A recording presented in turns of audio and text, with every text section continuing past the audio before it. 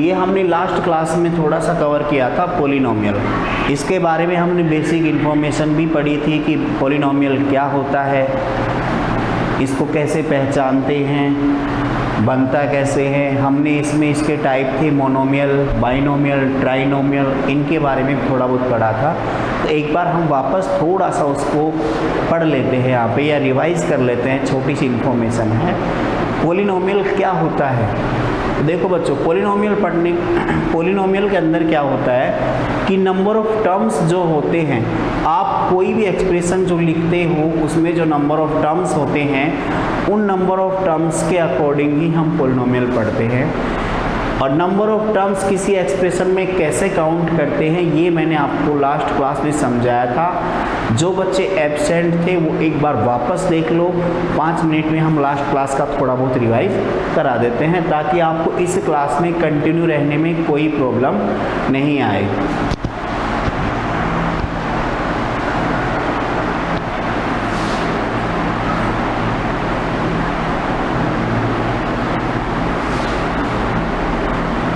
देखो बच्चों, अब हम इसमें स्टार्ट करते हैं।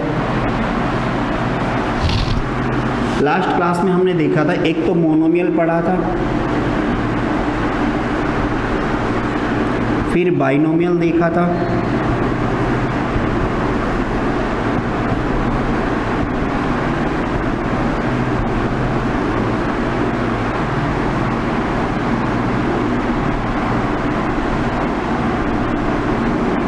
इसमें क्या था हमने लास्ट क्लास में देखा था कि मोनोमियल, बाइनोमियल, ट्राइनोमियल और लास्ट में हमारे पास है पॉलिनोमियल। तो देखो इसमें हमारे पास था कि जैसे मोनोमियल था, इसमें हम नंबर ऑफ टर्म्स काउंट करते हैं कि नंबर ऑफ टर्म्स कितने हैं, उसके अकॉर्डिंग ही हम इनको नाम देते हैं। कि जैसे मान लो कि किसी एक्सप्रेशन में आपने नंबर ऑफ टर्म्स काउंट किए, अगर नंबर ऑफ टर्म्स 1 है तो उसको हम नाम देते हैं मोनोमियल। अगर नंबर ऑफ टर्म्स 2 हैं तो उसको हम नाम देते हैं बाइनोमियल। और अगर नंबर ऑफ टर्म्स 3 हैं तो उसको नेम देते हैं हम ट्राइनोमियल। तो देखो बाइनोमियल में ये आ गया आपके पास, ये ट्राइनोमियल आ गया। और ऐसे ही नंबर ऑफ टर्म्स इंक्रीज हों, जैसे 2, 3, मोर देन 3 हो जाए, उसको हम नेम देते हैं पॉलिनोमियल। तो देखो ये आ गया आपके पास में पॉलिनोमियल। 2, 3,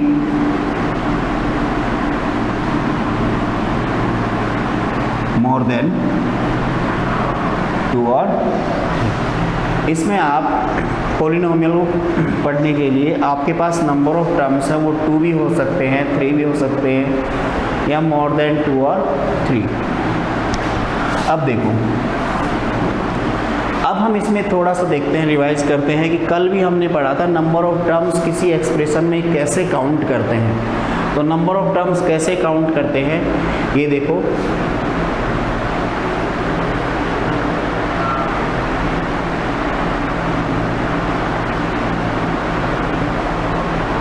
अगर हम कोई एक्सप्रेशन लिख रहे हैं उसमें हमें नंबर ऑफ टर्म्स काउंट करने हैं, क्योंकि नंबर ऑफ टर्म्स पता रहेंगे उसी के बेसिस पे हम बता पाएंगे कि वो मोनोमियल है, बाइनोमियल है या ट्राइनोमियल है। तो ये कैसे बताएंगे? देखो जैसे हम इसमें लिखें, एक एक्सप्रेशन लिखा हमने x, अकेला एक्सप्रेशन लिखा है x।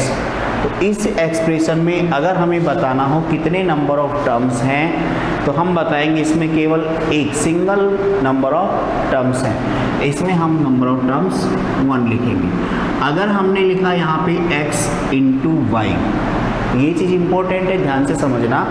अगर यहाँ पे कोई भी वेरिएबल हो या कोई भी नंबर हो, कोई भी वेरिएबल हो या कोई भी नंबर हो, आप जो एक्सप्रेशन यहाँ डिनोट करते हैं, इस एक्सप्रेशन में कोई भी नंबर या वेरिएबल मल्टीप्लाई में लिखा है या डिवाइड में, ध्यान से समझना, वापस रिपीट कर रहा हूँ किसी भी एक्सप्रेशन में कोई एल्जेब्रिक नंबर हो, मतलब x लिखा है, कोई वेरिएबल दूसरा आ गया, y आ गया या z आ गया, कोई और वेरिएबल आ जाए या नंबर आ जाए 1 2 3 4 5 कोई भी नंबर, अगर वो इसके साथ लिखा हुआ है मल्टीप्लाई में या डिवाइड में, तो नंबर ऑफ टर्म्स पे कोई फर्क नहीं पड़ता है। मतलब इस केस में भी नंबर ऑफ टर्म्स कितने हैं, 1 है, इसमें भी नंबर ऑफ टर्म्स कितने हैं, 1 है। अगर हम यहाँ लिखे x y z, तो यहाँ भी नंबर ऑफ टर्म्स कितने हैं, 1 है। तो इस केस में आप यहाँ लिख सकते हो कि ये आपके पास एग्जाम्पल है किसका, मोनोमियल का। ये भी किसका एग्जाम्पल है, मोनोमियल का हो गया, और ये भी किसका एग्जाम्पल है, मोनोमियल का। अब देखो, अभी हमने ये देखा कि अगर हम किसी में मल्टीप्लाई या डिवाइड करते हैं तो नंबर ऑफ टर्म्स सेम रहते हैं, इंक्रीज नहीं होते हैं। तो इंक्रीज कब होंगे,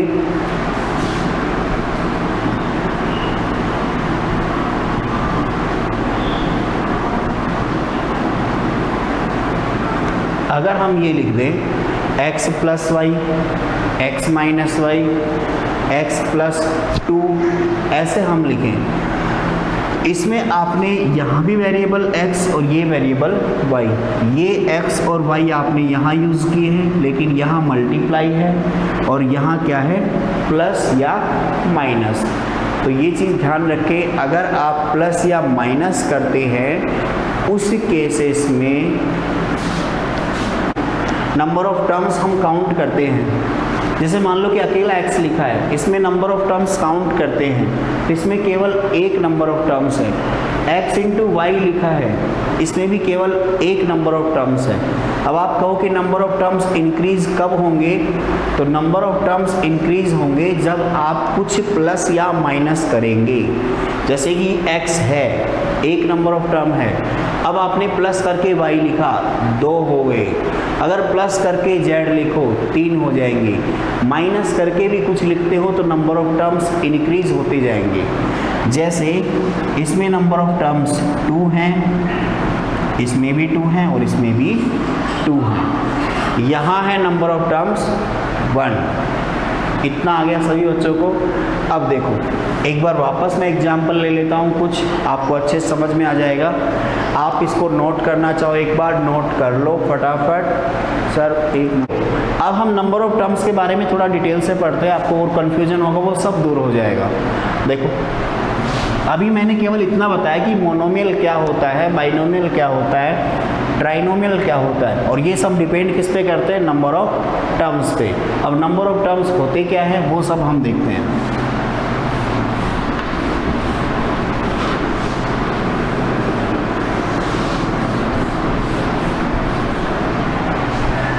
देखो बेटा, अगर मैं यहाँ पे लिखूँ x y z, इसमें कितने नंबर ऑफ टर्म्स हैं, केवल नंबर ऑफ टर्म्स का मतलब है काउंटिंग करना कि टोटल कितने टर्म्स लिखे हुए हैं। अब कितने टर्म्स हैं वो हम काउंटिंग स्टार्ट करेंगे, और काउंटिंग इंक्रीज कैसे होगी इसके लिए हमें देखना होगा कि जो लिखा हुआ है उसमें कुछ प्लस या माइनस तो नहीं है। अगर प्लस है या माइनस है तो काउंटिंग इंक्रीज होना शुरू कर देगी, मतलब 1 से 2, 2 से 3, 3 से 4। लेकिन ध्यान रखना केवल प्लस और माइनस में ही।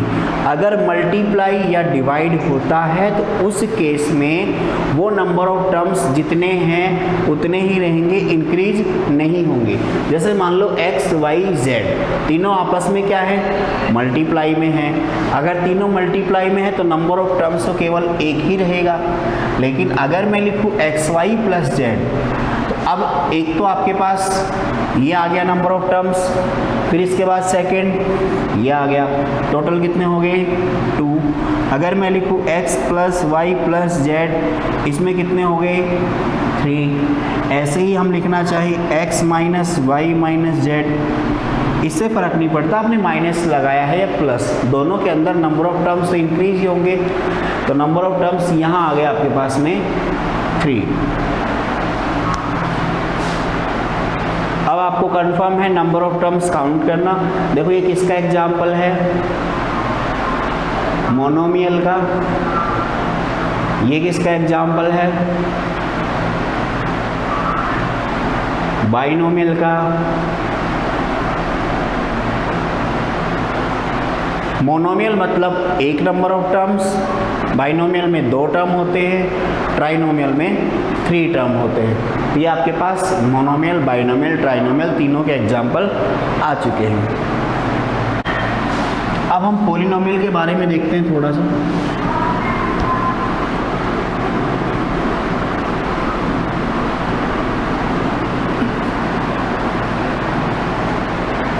अच्छे समझना, कल हमने थोड़ा सा देखा था कि पॉलिनोमियल क्या होता है।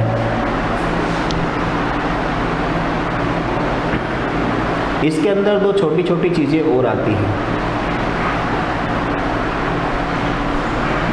जो आपको समझना जरूरी है।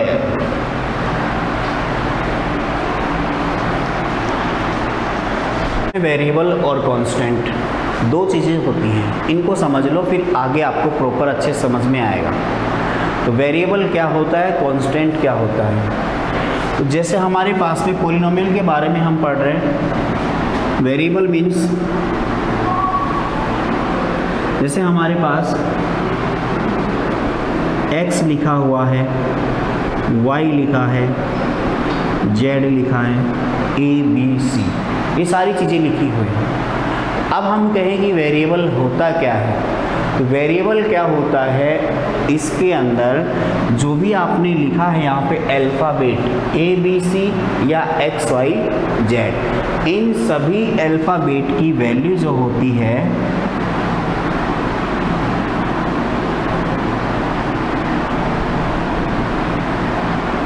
वो फिक्स नहीं होती है। ध्यान दो, जो वेरिएबल होते हैं उसके अंदर जो अल्फ़ाबेट होते हैं जिनको आप वेरिएबल बोलते हो, एक्स वाई जेड या ए बी सी, इनकी वैल्यू फिक्स नहीं होती है। और जो कांस्टेंट होते हैं, इसमें जैसे हम कोई नंबर लिख ले 1 2 3, कोई भी नंबर लिख लो, तो आपको पता है कि 4 की वैल्यू 4 ही रहेगी, 5 तो नहीं होगी, 5 की वैल्यू 5 रहेगी, 4 नहीं होगी। सेम इसी टाइप से कि जो यहाँ पे कांस्टेंट लिखें, कांस्टेंट का मतलब ये होता है कि वे टर्म जिनकी वैल्यू फिक्स होती है, जिनकी वैल्यू फिक्स होती है, जिन टर्म्स की वैल्यू फिक्स होती है उनको हम कांस्टेंट बोलते हैं, जिनकी वैल्यू फिक्स नहीं होती है उनको हम वेरिएबल बोलते हैं। वेरिएबल का मतलब है कि ऐसे टर्म जिनकी वैल्यू वेरी करे। वेरी करने का मतलब है कि वैल्यू फिक्स नहीं हो रही। वेरी करने का मतलब कभी आप x की वैल्यू 4 भी मान सकते हो, x की वैल्यू 5 भी मान सकते हो, x की वैल्यू 6 भी मान सकते हो, क्योंकि x की वैल्यू आप फिक्स नहीं कर सकते अभी। लेकिन 2 है तो 2 की वैल्यू 2 ही रहेगी, ना 3 होगी ना ही 4 होगी। आपको शायद वेरिएबल और कांस्टेंट में डिफरेंस अच्छे से समझ में आ गया होगा। आ गया सही बच्चों को? ये कंफ्यूज मत होना आप कि एक्स वाई जेड ही वेरिएबल होते हैं, ए बी सी नहीं होता है।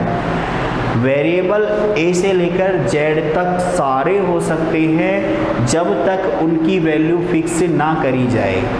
आ गया सभी को समझ में? जब तक उनकी वैल्यू फिक्स नहीं है तब तक वो सारे के सारे आपके पास क्या रहेंगे, वेरिएबल रहेंगे। रही बात कांस्टेंट की, तो कांस्टेंट के अंदर क्या होता है, कांस्टेंट में जो नंबर आप लिखते हो उसकी वैल्यू फिक्स हो जाती है। तो जिसकी वैल्यू फिक्स हो जाती है तो वो कांस्टेंट रहता है। ठीक है बेटा? एक बार पॉलिनोमियल के थोड़ा सा लिख लो, वेरिएबल और कांस्टेंट, फिर हम पॉलिनोमियल में अच्छे से इसकी बारे में डिटेल से पढ़ेंगे। ये सारे वो टर्म बताए मैंने basic, monomial, binomial, variable, constant, जो हम पॉलिनोमियल में यूज़ करेंगे। तो आप एक बार जल्दी से नोट करके मैसेज करके कंफर्म कर दे ओके, तो हम आगे बढ़े इसमें। पॉलिनोमियल, इसके बारे में अब हम डिटेल से पढ़ते हैं थोड़ा सा कि पॉलिनोमियल होता क्या है। तो पॉलिनोमियल के अंदर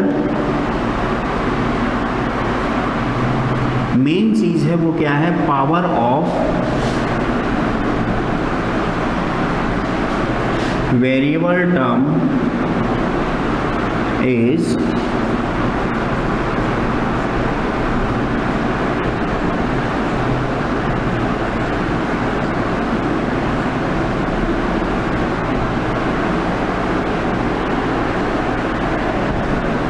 किसी बच्चे को दिखने में दिक्कत हो तो बता दिया करें, ठीक है। देखो बेटा, अब हम इसमें देखते हैं पॉलिनोमियल क्या होता है।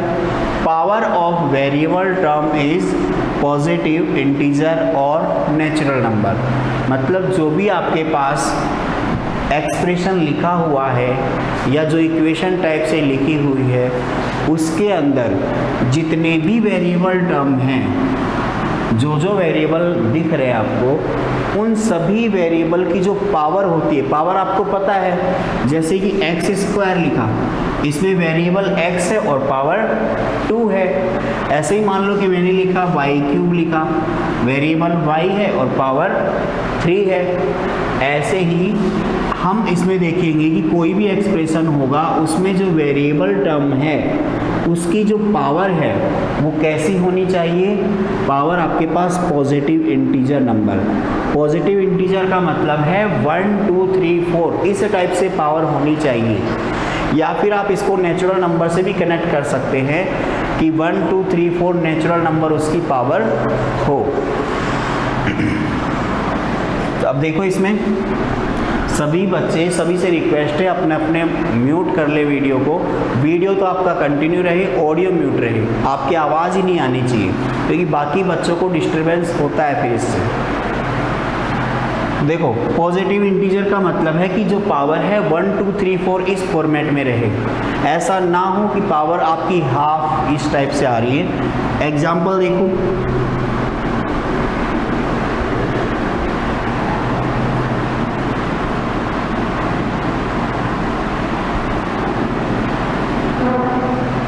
आप नोट बाद में कर लेना, मैं नोट करने के लिए आपको टाइम दे देंगे, तो एक बार इसमें ध्यान दें।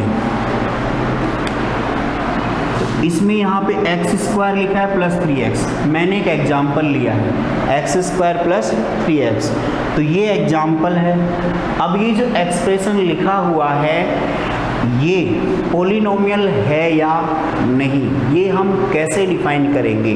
तो वो उसके लिए हमने लिखा है यहाँ पे कंडीशन, जो मैंने 2 लाइन पहले ही लिख दी, आपने इनको पढ़ी होंगी कि पावर ऑफ वेरिएबल टर्म, कि जो वेरिएबल टर्म उस एक्सप्रेशन में है उसकी पहले पावर चेक करेंगे और वो पावर क्या होनी चाहिए, वो पावर होनी चाहिए पॉजिटिव इंटीजर। इसका मतलब होता है 1 2 3 4 इस फॉर्मेट में पावर हो, ना तो पावर फ्रैक्शन में हो और ना ही नेगेटिव हो। ये चीज़ें हमें ध्यान रखनी है। तो अब देखो यहाँ वेरिएबल कौन है, आपको शो कर रहा है x है, मतलब यहाँ हम लिखें वेरिएबल, तो इस वाले टर्म में x वेरिएबल है, इसमें भी क्या है x है, दोनों में वेरिएबल क्या है x है। इसके बाद में अगर हम पावर की बात करें तो पावर कितनी कितनी है दोनों जगह देखते हैं। तो यहाँ जो x वेरिएबल है इसकी पावर है हमारे पास 2,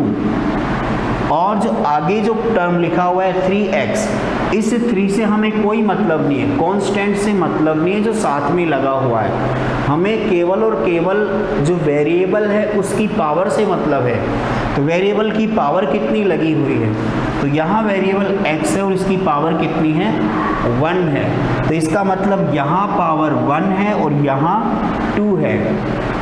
अब ध्यान से देखना कि आपने जो एक्सप्रेशन लिखा हुआ है इस पूरे को डिटेल से देखा, इसमें जो वेरिएबल थे वो भी हमने देखे, वेरिएबल की पावर भी हमने देखी, और जो पावर है वो कैसी होनी चाहिए नेचुरल नंबर। इतना तो आपको आता होगा नेचुरल नंबर क्या होते हैं, 1 2 3 4, इसमें कंफ्यूज मत होना, पॉजिटिव इंटीजर लिख दिया या नेचुरल नंबर, दोनों सेम ही होते हैं। तो देखो ये आपका नेचुरल नंबर है या नहीं है, सभी बच्चे जानते हैं। ये भी आपका नेचुरल नंबर है, ये भी आप जानते हैं। इसका मतलब दोनों जगह ऐसा नहीं है कि केवल एक ही टर्म में आपको पावर चेक करनी है, उस एक्सप्रेशन में जितने भी टर्म हैं सभी टर्म में आपको पावर चेक करनी है। तो इसमें आपके पास में 2 टर्म लिखे हैं, दोनों के अंदर जो पावर है वो 2 और 1, और ये दोनों के दोनों नेचुरल नंबर हैं।